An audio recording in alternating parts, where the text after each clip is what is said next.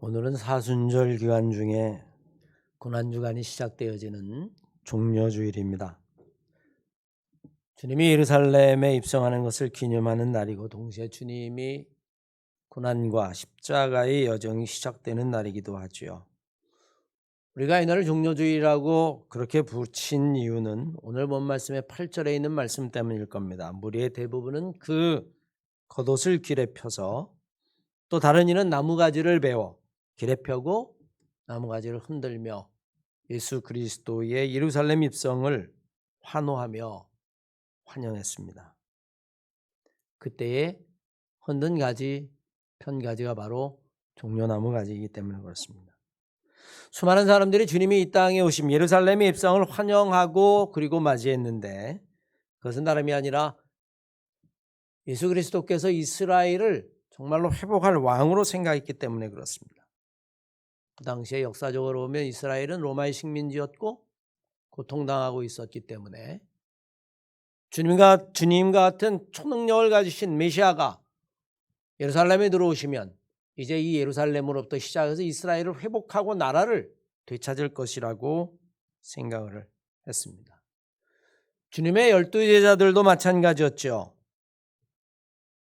주님이 예루살렘에 입성하기만 하면 그 수많은 무리와 함께 우리는 나라를 되찾을 수 있을 것이다. 그런 기대를 가지고 예루살렘에 입성하고 수많은 사람들은 환호하고 예수 그리스도를 주님을 맞이합니다. 호산나 호산나 다윗의 자손이요. 여러분 호산나가 무슨 뜻일까요? 아람어에서 파생된 말인데 구약성경 시편 118편 25절 이하의 말씀에 보면 여호와여 우리가 하나님께 기도하오니 이제 우리를 구원하소서. 메시아를 기다리는 간절한 탄식의 소리가 바로 이 호산나라고 하는 이야기입니다. 그런데 여러분 그것은 무리의 마음일 뿐이에요. 정작 이 예루살렘에 입성하는 예수 그리스도 예수님의 마음은 한없이 무겁습니다. 왜냐하면 그들의 기대와는 달리 주님이 예루살렘에 입성하셔서 하실 일은 오히려 고난이고 그리고 십자가를 지시는 일이고 심지어는 마지막에 죽음이 자기를 기다리고 있다는 것을 알고 계시기 때문입니다. 뿐만 아니라 안타깝게 제자들은 하나도 남김없이 자기를 버리고 다 도망갈 것까지도 주님은 아셨습니다. 이렇게 환영하던 무리 심지어는 제자들까지도 다 버리고 도망갈 것을 알매도 불구하고 지금 예루살렘으로 입성하고 계시는 예수 그리스도의 모습, 그 심정 그리고 그 장면들을 여러분 한번 상상해 보십시오. 무리들의 기쁨 속에 묻힌 예수의 슬픔이라고 이야기할까요? 잔치와도 같이 예수 그리스도를 환영하지만 정작 죽음을 향하여 가고 있는 주님의 마음을 여러분 한번 상상해 보십시오. 이 무리들은 여러분 왜 이렇게 예수 그리스도를 열렬히 환영했을까요? 종려나무 가지를 깔 뿐만이 아니라 심지어는 자기의 옷을 벗어서 길에 깔고 예수 그리스도를 환영했다. 여러분 그렇게 이야기합니다. 그들이 바라는 것이 있었습니다. 그러니 그렇게 환영했겠죠. 여러분들이 누군가를 정말로 기대하고 환영하고 그를 기쁨으로 맞이한다면 그에게 바라는 것이 있을 겁니다. 무리들은 예수 그리스도에게 바라는 것이 하나 있었습니다. 그분의 능력을 바랬죠. 왜냐하면 그분이 보이시는 능력이라고 하면 고통 가운데 있었던 이스라엘 백성들을 회복시키고도 남음이 있다라고 생각을 했습니다. 5,000명도 넘는 무리들을 물고기 2마리 보리떡 5개를 먹이시고 바다 위를 걸으시고 안진뱅이를 일으키고 중풍병 환자를 회복시키시고 귀신 들린 자를 내어 쫓고 소경의 눈을 뜨게 하시고 여러분 이 정도면 능히 이스라엘을 회복하고도 남음이 있지 않겠어요? 그러나 여러분 수많은 무리들이 예수가 예루살렘에 입성할 때에 환영하지 않을 수 없었을 겁니다. 지금이라도 누군가가 돌을 가지고 떡을 만들고 물고기 2마리, 보리떡 5개, 그것으로 여러분 수만 명을 먹이고 안진뱅이를 일으키고 장님의 눈을 뜨게 한다면 지금도 그는 메시아가 될 수 있을 터인데, 일제히 로마의 식민지에 있었던 이스라엘의 입장에서 바라볼 때 정말 예수는 메시아였어요. 우리가 그렇게 기다리던 자, 이 나라를 회복시킬 자, 드디어 그분이 오시는구나. 물론 여러분, 주님도 무리들이 뭘 원하는지를 아셨습니다. 요한복음 6장 26절로 27절까지의 말씀에 의하면 수많은 무리들이 당신에게 오는 걸 보고 예수께서 대답하여 이르시되 내가 진실로 진실로 너에게 이르노니 너희가 나를 찾는 것은 하늘의 표적을 본 것 때문이 아니라 떡을 먹고 배부른 까닭이로다. 먹을 것을 보고 너희들이 나를 따라온 것, 내가 왜 그것을 모르겠느냐? 그러나 썩을 양식을 위하여 일하지 말고 영생할 수 있는 양식을 위해서 일해라. 주님이 그렇게 말씀하십니다.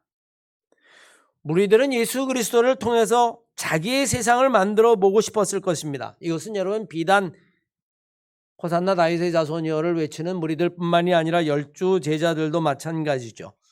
예루살렘으로 입성하기도 전에 길 위에서 누군가가 더 높은 자가 될 것인가를 가지고 논공 행상을 하기 시작했습니다. 베드로, 야고보, 요한 12명 가운데에 서열을 정한다면 누가 으뜸이 되겠느냐? 대한민국 사회만큼 여러분 서열을 좋아하는 사회가 없다고 합니다. 만나면 남자들은 몇 학번이세요? 이렇게 묻거나 무슨 띠세요? 여러분 이렇게 묻죠. 인류학자들은 수컷이 서열을 정하는 전형적인 패턴이라고 이야기합니다. 내가 너보다 나이가 많다. 여러분 그런 이야기일 겁니다. 예수님의 12 제자들도 마찬가지였을까요? 누가 오른편에 앉을 것이냐? 누가 왼편에 앉을 것이냐? 누가 더 큰 권력을 가질 것이냐? 누가 예수의 마음에 들 것이냐? 그것 가지고 다투기까지 했죠. 종려나무 가지를 흔들고 호산나를 외치고 주님을 따르는 무리들뿐만 아니라 심지어 제자들조차도 정말로 주님이 지금 예루살렘에 입성해서 벌어질 일들에 대해서는 조금도 생각하지 않았습니다. 지금 예수님은 예루살렘에 무엇 때문에 들어가시죠?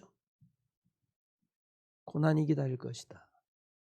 심지어는 베드로에게 말씀하시기를 나는 죽게 될 것이다. 사실 여러분 제자들이나 무리들은 이런 주님의 이야기를 제대로 이해하지도 않았을 뿐만이 아니라 듣지도 않았습니다. 그들이 원하는 건 딱 하나, 자기의 나라를 세우는 것이었습니다. 오늘 본문 말씀이 마태복음 21장인데 20장 말씀에 보면 다음과 같은 이야기가 있습니다. 그때 세베대의 아들의 어머니가 그 아들들을 데리고 예수께 와서 절하며 무엇을 구하니 예수께서 이르시되 무엇을 원하느냐 이르시되 이 2 아들을 주의 나라에서 하나는 주의 우편에 하나는 주의 좌편에 앉도록 명하여 주시옵소서. 1등 공신 아닙니까? 여기까지 오기까지. 그러면 이제 주님이 나라를 세우실 텐데 하나는 우편 하나는 좌편, 최고의 권력을 힘을 이 2 아들에게 주십시오. 그러자 여러분 그 이야기를 듣고 제자들이 분을 냈다라고 이야기합니다. 그러면 우리는 뭐란 말인가? 주님이 더 이상 볼 수 없어서 제자들을 부르시고 이렇게 말씀하십니다. 누구든지 너희들 중에 크고자 하는 자가 있다면 너희는 섬기는 자가 되어야 할 것이고 누구든지 으뜸이 되고자 하는 자가 있다면 너희의 종이 되어야 하리라. 나는 이 땅에 온 것이 섬김을 받으러 함이 아니라 도리어 섬기려 하고 자기의 목숨을 수많은 사람들의 대속물로 주려 함이라. 우리는 여러분 이 종려주의를 통하여 예루살렘에 들어갈 때에 주님과 제자들의 생각 그리고 무리의 생각이 전혀 다른 데 있다는 것을 알게 됩니다. 동상이몽이라고 이야기할까요? 어떻게 보면 여러분 정말 슬프고 비극입니다. 부부가 사는데 동상이몽이에요. 형제가 사는데 전혀 생각이 다릅니다. 스승과 제자가 길을 걸어가는데 생각하는 게 달라요. 목적하는 것이 다르고 지금 마치 그런 모양입니다. 그러면 예루살렘에 입성하시면서 정말 주님이 원했던 것은 무엇일까요? 주님은 이미 예루살렘에 들어가실 때 고난과 죽음을 하셨습니다. 마태복음 16장 훨씬 전부터 베드로에게 말씀하셨어요. 내가 천국의 열쇠를 너에게 주노니 내가 땅에서 무엇인지 매면 하늘에서도 매일 것이고 땅에서 무엇인지 풀면 하늘에서도 풀릴 것이다. 그런데 내가 예루살렘에 들어가면 장로들과 대제사장들과 서기관들에게 많은 고난을 받고 죽임을 당하고 그리고는 내가 살아나게 될 것이다. 22절 이하의 말씀에 그 말이 떨어지자마자 베드로가 예수를 붙잡고 항변했던 이야기는 강력하게 항의하며 그런 일은 절대로 있을 수 없습니다. 그러면 우리는 무엇이란 말입니까? 왜 우리가 주님을 따라왔단 말입니까? 절대로 그런 일이 있을 수 없습니다. 그러자 여러분 예수님께서 이렇게 말씀하십니다. 예수께서 돌이키시며 베드로에게 이르시되 사탄아 내 뒤로 물러가라. 너는 나를 위하는 자가 아니라 너는 나를 넘어지게 하는 자로다. 내가 하나님의 일은 생각하지 아니하고 도리어 사람의 일을 생각하는도다. 여러분 달라도 이렇게 다를 수가 있습니까? 예루살렘을 들어가는 제자들의 마음과 예수님의 마음, 예루살렘 입성의 목적, 그 마지막 궁극의 결과 달라도 여러분 너무 다릅니다. 정말로 주님이 원했던 것은 하나님의 나라였습니다. 그것은 무리들이 원했던 것과는 다른 것이죠. 아니 이미 출발부터가 그렇습니다. 무리들은 주님이 왕처럼 예루살렘에 입성하기를 원하셨습니다. 수많은 사람들이 소동했다라고 이야기하고 그런데 여러분 오늘 본문 말씀 1절로 11절까지의 말씀을 읽어보면 정말 뜬금 같은 묘사가 기록되어 있습니다. 예수님께서 제자들에게 가서 내가 탈 말을 가지고 와라. 그런데 여러분 그게 말이 아니라 새끼가 달린 나귀였습니다. 예수님이 살았을 때에 오늘 본문 말씀의 배경은 여러분 로마 식민지 상황이거든요. 로마에는 예루살렘 성이든 아니면 로마의 수도든 어디를 가든 일반적으로 왕에 대한 몇 가지 예우가 있습니다. 그것은 뭐냐면 레드카펫을 까는 거예요. 지금도 여러분 그 로마의 전통으로 영화제 같은 데 레드카펫을 깔고 아니면 국빈으로 오면 지금도 레드카펫을 까는 이유가 크게 여러분 로마의 전통으로부터 시작되어진 겁니다. 뿐만 아니라 거기에는 월계수 나무까지 깔고 월계수 나무 잎을 흔들며 왕을 맞이하는 것이 로마의 전통이었는데 그리고 가장 큰 말을 타는 것이 전통이었는데 오늘 본문 말씀은 말이 아니라 나귀를 타셨고 그것도 그 짐승의 새끼를 타셨다라고 이야기합니다. 여러분 말과 나귀는요 전혀 다른 겁니다. 말은 타고 다니는 건데 이 나귀는 가장 비천의 상징이에요. 아예 타는 동물이 아닙니다. 병든 노이면 모를까 짐을 나르는 수단일 뿐인데 더군다나 새끼가 있는 나귀는 말할 것도 없습니다. 이미 들어갈 때부터 제자들과 무리가 원하는 것과 주님이 걸어가시는 길은 전혀 같지 않다라고 하는 사실을 우리는 기억해야만 합니다. 이제 주님의 뜻을 이해하지 못하고 예수님이 고난을 당하자 무리들은 돌변하기 시작합니다. 예수를 따르는 무리들은 자기의 뜻이 이루어지지 않는 순간 오히려 예수 그리스도를 십자가에 못 박으라라고 이야기합니다.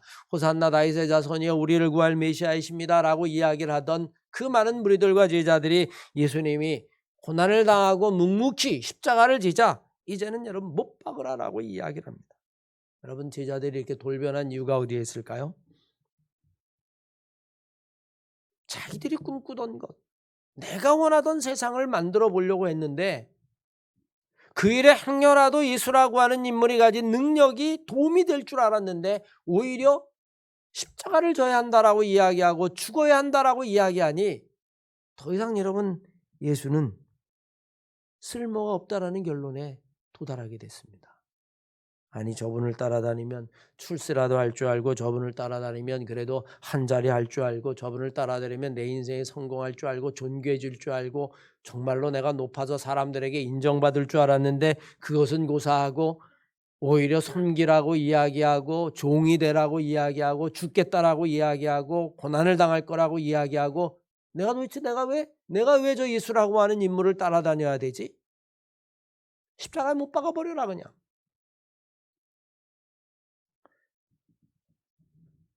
자기네 나라를 이루는데 예수가 쓸모없다라고 하는 최종적인 결론에 도달하게 되죠. 저는 여러분 오늘 본 말씀을 묵상하면서 그런 생각을 해봅니다. 여러분들이 정말로 꿈꾸는 나라는 어떤 나라입니까? 예수님이 이 땅에 오셔서 첫 번째 하신 말씀이 하나님의 나라가 가까웠다라고 하는 이야기예요. 아마 여러분 하나님의 나라 싫어하는 사람 없을 겁니다. 다 하나님의 나라를 좋아하실 거예요. 왜? 여러분들이 생각하는 하나님의 나라 거기는 눈물도 없고 고통도 없고 이렇게 사는 것이 힘들지도 아니하고 이렇게 해웅당하고 다투고 원수 맺고 전쟁 있고 이런 것이 아니라 정말 사랑과 평화 정의 이런 것들만 가득 찬 나라. 이것이 정말 하나님의 나라니까 그런 하나님의 나라라면 나는 정말 마음속으로부터 고대한다. 여러분 아마 그런 마음이실 겁니다. 그런데 여러분 한 걸음만 더 생각해 보셔요. 한 걸음만 더 깊이 들어가 보십시오. 정말 하나님의 나라를 여러분 감당할 수 있을까요? 하나님의 나라가 정의의 나라라면 나는 정말 정의로운가? 하나님이 정의라는 저울추를 가지고 나에게 들이댄다면 나는 정말 정의로울까? 나에게는 요만큼의 이기심이나 아니면 내가 원하는 것을 이루지 못했었을 때에 오히려 안타까워하고 억울해하고 분해하고 내가 조금만 다른 사람보다 대접을 못 받았을 때에 나는 불같이 화를 내고 그런데 여러분 정말 하나님의 나라가 이루어진다면 내가 감당할 수 있을까? 하나님의 나라가 사랑의 나라라고 이야기했는데 정말로 그렇다면 내가 모든 사람을 사랑할 수 있을까? 시기와 질투를 내 안에서 찾아볼 수 없도록 내가 정말 모든 사람을 사랑할 수 있을까? 나보다 잘된 사람 이런 사람들을 정말로 축하해주고 내 안에 시기와 질투 하나도 없이 불쌍한 사람을 위해서 내가 모든 걸 다 희생할 수 있고 정말 여러분 감당할 수 있을까? 하나님의 나라 정말 평화의 나라라면 내가 어디를 가나 평화를 이룰 수 있는 사람이 될 수 있을까? 여러분 평화라는 게 그냥 이루어집니까? 남을 배려해야 되고 희생해야 되고 섬겨야 되고 그래야 평화가 이루어지는 거죠. 그게 아니라 자기가 더 높아지려고 하고 다른 사람에게 나를 섬기라고 이야기하고 대접받으려고 이야기하고 무시당하면 견디지 못하고 똑같은 10사람이 있다면 그 가운데 내가 최고가 돼야 되고 그런데 여러분 평화가 어떻게 이루어질 수 있겠어요? 그런데 우리는 여러분 하나님의 나라를 꿈꾼다라고 이야기합니다. 알고 보면 그것은 여러분 하나님의 나라가 아니라 하나님의 나라를 빙자한 자기의 나라를 세우고 싶은 거예요. 모든 사람이 꿈꾸는 하나님의 나라는 정작 사랑과 평화, 정의, 온유 이런 나라가 아니라 내가 마음대로 하고 싶은 나라, 하나님의 나라. 그게 내 나라, 내 나라가 하나님의 나라. 베드로와 야고보와 요한이 그랬습니다. 나라를 세우고 싶었어요. 주님도 나라를 세우고 싶었습니다. 주님이 하나님의 나라, 하나님의 뜻이 통하는 나라를 세우고 싶었다면 베드로와 야고보와 요한과 제자들과 무리는 그것이 아니었습니다. 자기가 오른편에 앉는 나라, 자기가 왼편에 앉는 나라, 자기 스스로 존귀해지는 나라, 내가 최고가 되는 나라, 그래서 내 마음대로 권력을 휘두를 수 있는 나라, 그게 하나님의 나라고 그게 정말 좋은 나라지. 내가 낮아지고 섬겨야 되고 내가 오히려 천해져야 되고 그런 나라는 하나님의 나라도 아니고 그런 나라는 내가 꿈꾸는 나라도 아니다. 여러분, 전쟁이 왜 끊이지 않을까요? 자기가 꿈꾸는 나라가 있기 때문입니다. 우크라이나하고 러시아의 전쟁, 아마 여러분 러시아의 최고 권력자가 꿈꾸는 나라가 있을 거예요. 주변에 있는 모든 나라들을 다 삼켜서 옛날에 러시아의 제국을 만들어 내가 다시 한번 최고의 통치자가 되고 싶다는 나라, 그런 꿈. 여러분, 가까운 일본과 우리 아마 각자가 꿈꾸는 나라가 있을 겁니다. 그게 좋은 나라일 겁니다. 결국 여러분, 전쟁은 그칠 수 없죠. 오늘 본문 말씀에 예수 그리스도가 꿈꾸는 나라와 제자들과 무리가 꿈꾸는 나라는 전혀 다른 나라입니다. 결국에 제자들은 여러분 다 도망가고 말죠. 우리는 이 종려주일로 한 주간 동안 주님의 고난을 보게 될 것이고 주님이 십자가에 달려 돌아가실 뿐만 아니라 무덤 속에 갇히는 사건들도 우리는 보게 될 겁니다. 그런 것들을 거치지 아니하고 그런 영적인 순례를 하지 아니하고 그냥 예수 믿고 구원받았으니 복받고 나는 일체 고난도 싫다, 나는 일체의 십자가도 싫다, 일체의 죽음도 싫다, 일체의 섬김도 싫다, 나는 그냥 처음부터 끝까지 쭉 나는 존귀한 자만 되고 싶다라고 이야기한다면 우리는 예수 그리스도와는 전혀 상관없는 사람입니다. 주님은 단 한 번도 우리에게 그런 길을 말씀하신 적이 없기 때문입니다. 어쩌면 우리는 여러분 도망가는 제자들이 우리의 모습일지도 모릅니다. 그러면 여러분 희망이 없는 걸까요? 그렇지 않습니다. 제자들은 다 도망가고 무리들은 예수를 십자가에 못 박으라라고 이야기했지만 그러나 마지막에 남은 자들이 있습니다. 그 남은 자들 때문에 우리는 부활을 소망하는 것이고 우리는 하나님의 나라를 꿈꾸는 거죠. 마태복음 27장 55절 이하의 말씀에 의하면 남은 자들에 대해서 이렇게 이야기합니다. 예수를 섬기며 갈릴리에서부터 따라온 많은 여자가 거기에 있어 멀리서 예수의 십자가 그 무덤을 바라보고 있었으니 그 중에는 막달라 마리아와 야고보와 요셉의 어머니 마리아와 또 세베대의 아들들의 어머니도 있더라. 여러분, 다 도망간 게 아니란 말입니다. 하나님의 나라, 그거 싫고 내 나라를 세우려고 했는데 예수는 죽었어라고 이야기하고 다 도망간 사람뿐이라면 우리는 희망이 없을 터인데 남은 자들이 있었어요. 몇몇의 여인들이 마지막까지 남아 있었고 그들은 마침내 여러분 최초의 부활의 증인이 됩니다. 우리는 내 나라를 세우고 싶은 마음이 있는 한 우리는 주님과는 전혀 상관없는 사람들이 됩니다. 아니, 오히려 주님이 원하셨던 나라를 가로막은 베드로와 같은 사람이 될 뿐입니다.